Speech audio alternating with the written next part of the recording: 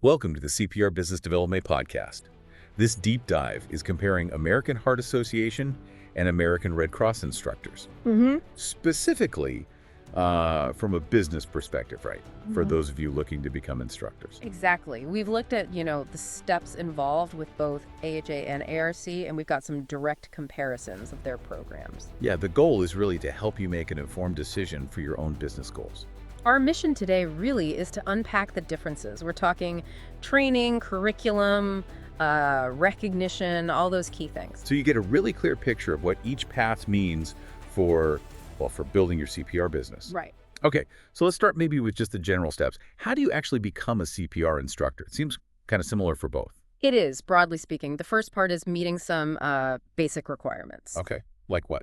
Usually things like age, being 16 or maybe 18, having a high school diploma or equivalent. And this is critical. You need a current provider certification yourself in whatever you plan to teach. So like BLS if you want to teach BLS, or Heart Saver for Heart Saver. Exactly. BLS, Heart Saver, First Aid, CPR AD, whatever it is.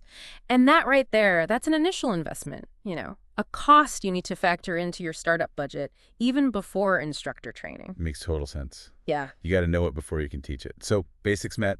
What's next? Then you choose which organization, AHA or ARC, fits better with what you want to do, your business plan. Once you've picked, you need to find a local training center or maybe an instructor course they're offering. These are the places authorized, by AHA or ARC to actually run the training and handle the certs. Independent instructors usually have to partner up with one. Ah, okay. So it's not just like clicking sign up online somewhere. You connect with a real center. Pretty much. You'll apply, enroll in a specific course through that center, or maybe a Red Cross chapter, and often there's pre-work too. Like AHA has its online instructor essentials course. You got to do that before the hands-on part. Got it. So some homework first, then the actual course. What's that like? It's a mix. Classroom stuff, learning how to teach effectively, using the materials, and then lots of hands-on practice. How to actually run the skill sessions, how to evaluate your students. Usually includes a teach-back session too. You practice teaching the material to the group. Show you can do it. Okay, so learning how to teach, not just what to teach. Important difference. After the course, are you good to go? Start printing business cards. Not quite yet. There's usually a monitoring step next. Monitoring. Yeah. You have to teach a real class or part of one while an experienced instructor or someone from the training center faculty watches you, evaluates you. Okay, like a practical exam almost. Kind of, yeah. Yeah. Ensures you can actually deliver the course well in a live setting. Makes sense. A bit like student teaching. Exactly. Once you pass the course and the monitoring, then you get your official instructor certification. You're authorized. Great, so certified instructor. But from a business view, how long does that last? Yeah. Got to keep it up. Oh, definitely. They expire. Often it's 2 years. 2 years, okay. And to maintain it, you usually need to teach a certain number of classes in that time. Plus, do any renewal steps, maybe continuing ed, keep up with the latest science. That renewal process, that's an ongoing operational cost for your business, remember? Right, recurring cost. And what about setting up shop independently? Like really making it a business? Yeah, if you want to teach on your own, issue the official cards. You'll probably need a business license, first off. Depends on where you are. But critically, you must align or affiliate with an authorized training center. They're the ones who actually process your course paperwork and issue the student cards. Ah, so they're kind of your link back to AHA or ARC. Precisely. And understanding their fees, maybe revenue sharing, or any marketing help they offer, that's crucial business planning. Okay, that gives a great overview of the whole path. Now let's really dig into the differences. AHA versus ARC. Especially thinking about the business implications. Right, because these differences, they can really steer your whole business strategy. Who you target, what you offer. Let's start with, the course focus, AHA. It's known for being very detail-oriented, lots of practice, really in-depth, especially for healthcare folks. Okay, so that depth is maybe a selling point for hospitals, clinics. Definitely. Now, ARC, their courses are also thorough, absolutely, but maybe geared more towards lay responders, workplaces, a broader audience, you could say. So different target markets right there. Yeah. What about how hard they are, passing scores and all that? Does that matter for business? It can. AHA is generally seen as tougher. Higher passing score needed, like 84% plus. Now that rigor, it might be harder initially, but it can also be a marketing point. We teach the tougher standard, especially for healthcare clients. I see. And Red Cross? Slightly lower pass mark around 80%, often perceived as maybe less intense than AHA, still comprehensive, mind you. Interesting trade-off. What about the time it takes to do the instructor course? Time is money when you're starting out. Yeah, funny enough, AHA instructor courses are often shorter, get you certified, and potentially teaching faster. Oh, okay. ARC courses tend to be a bit longer, maybe more comprehensive in covering a wider range in one go. So, faster certification with AHA possibly, but maybe ARC covers more ground initially? Another business timing consideration. Exactly. Now, curriculum source. This is important. Right. Who actually writes the guidelines? Well, AHA develops the core CPR science guidelines. They're seen as the gold standard, particularly in healthcare. AHA bases its curriculum on those AHA guidelines, but they adapt it, tailor it for those broader non-medical audiences we mentioned. Okay, so AHA sets the standard, ARC adapts it. How does that translate into recognition? Where do people accept these certifications? This feels crucial for business. It absolutely is. This is where you really need to know your target market. AHA certification, preferred, often required, in healthcare settings. Hospitals, clinics, EMS. If that's your target, AHA is often the way to go. Higher rates possible there, too. Right, access to the medical market. And Yeah. ARC, widely accepted, highly respected in public safety, schools, general workplaces. Great for community contracts, corporate training.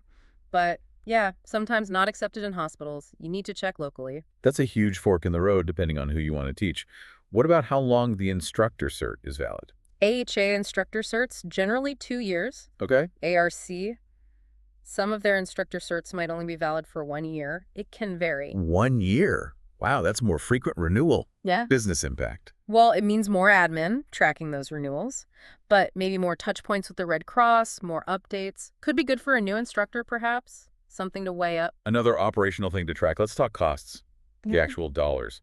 How do the structures differ? Quite a bit, actually. AHA often has a lower initial course fee. Lower up front. Okay. But you usually have to buy your own course materials, instructor manuals, DVDs, or streaming access, student workbooks. Maybe pay separately for skills tests, too. Adds up. Ah, okay. Pay as you go almost. Sort of. ARC, on the other hand, tends to have a higher upfront course fee. More expensive to start. Initially, yeah. But that fee often includes all your materials, tests, everything. It's more all-inclusive. So AHA might look cheaper at first glance, but AHA could be more predictable for budgeting. That's a good way to put it. Depends on your cash flow and how you like to manage expenses. And that ties into materials.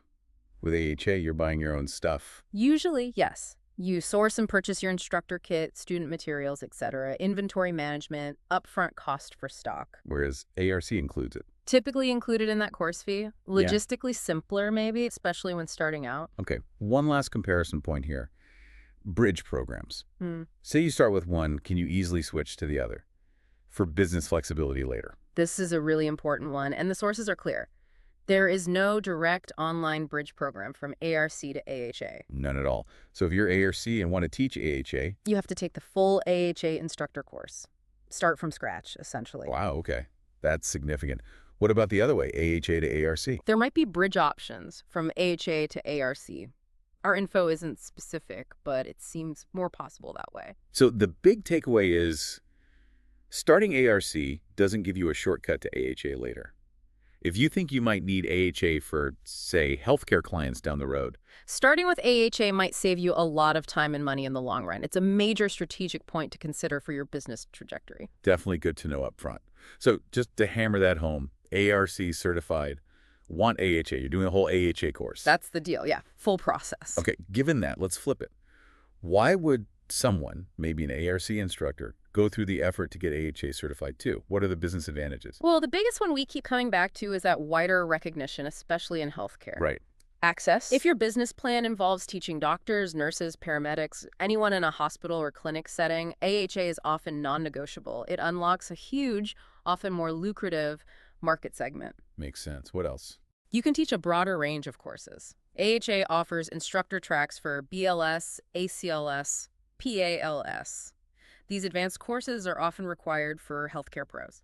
Ah, so more services to offer. Diversification. Exactly. Plus, the basic Heart Saver courses. More courses mean more potential revenue streams for your business. Good point. What about flexibility or earning potential in general? Yeah, AHA instructors often have more flexibility. You can align with a training center and teach pretty independently, teach at workplaces, even start your own AHA-aligned training site eventually. Plus, you get to issue those AHA cards, which carry a lot of weight. And you can often get listed on the AHA's Find a Course tool online, free marketing, basically. Right, tapping into their established network and visibility. That's a big plus. Does it help your own skills too in a business sense? I think so, yeah. The rigor of the AHA curriculum, especially for BLS, ACLS, PILS, it pushes you.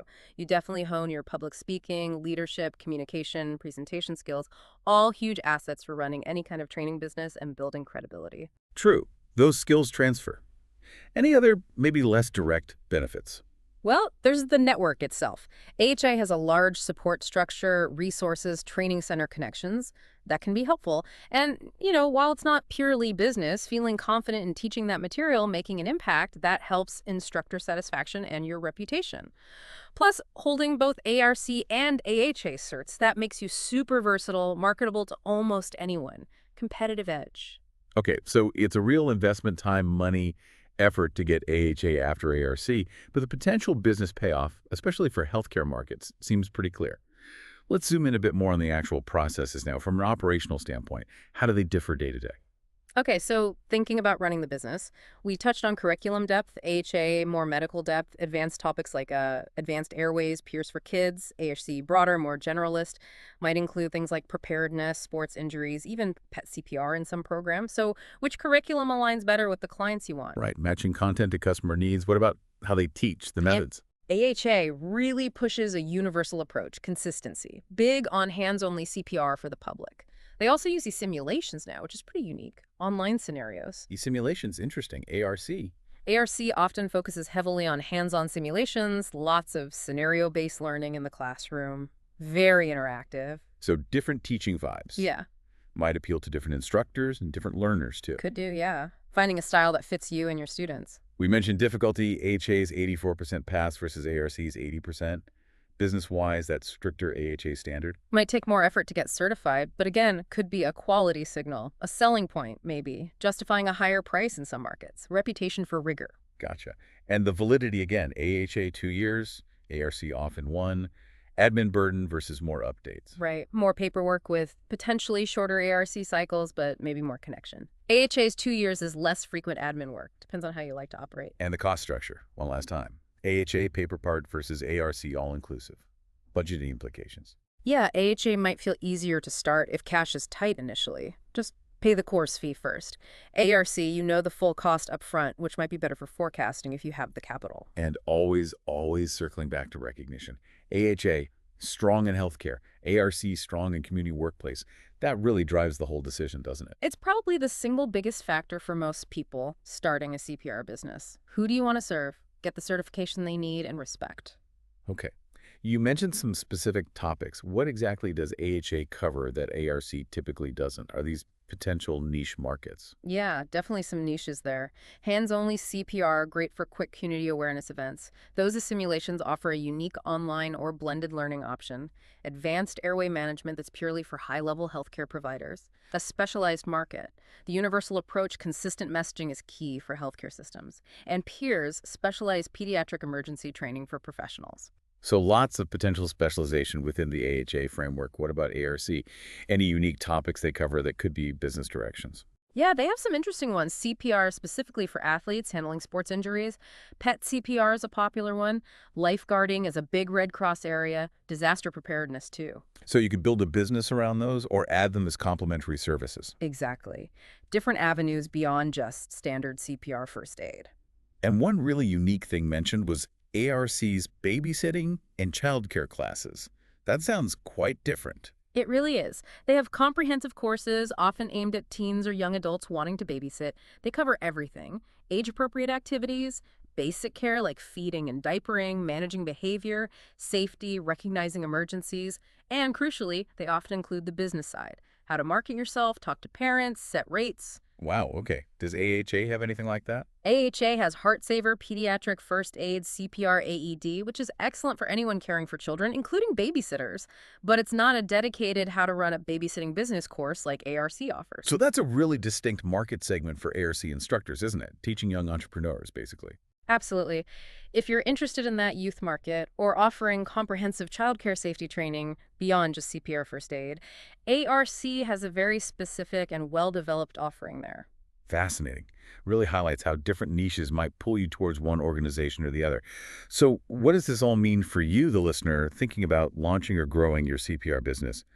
It seems the choice between AHA and ARC instructor certification really involves weighing up, well, quite a few factors, doesn't it? It really does. Your target audience is huge. How much medical detail do you want or need to teach? What's your preferred teaching style, their learning style? Then there's the cost structure that fits your budget. And critically, where will your certification actually be recognized and valued? Which sectors are you aiming for? Yeah, we've tried to unpack the steps, those key differences. The big one about no ARC to AHA bridge. And the benefits of maybe getting AHA later, the operational nuances, even those unique courses like babysitting from ARs or pairs from AHA. So it really leaves you with an important question to think about. Which organization, their approach, their recognition, which one aligns best with your vision for your CPR business and the kind of impact you want to make? Exactly. There's no single best answer. It truly depends on your specific goals and the market you want to reach. You've got to weigh these factors for yourself. Thank you for joining the CPR podcast, and please subscribe, like, and comment so that we can continue to make more like this. If you have a topic you want us to cover, definitely leave it in the comment section. We will see you in the next episode, Instructor Alignment.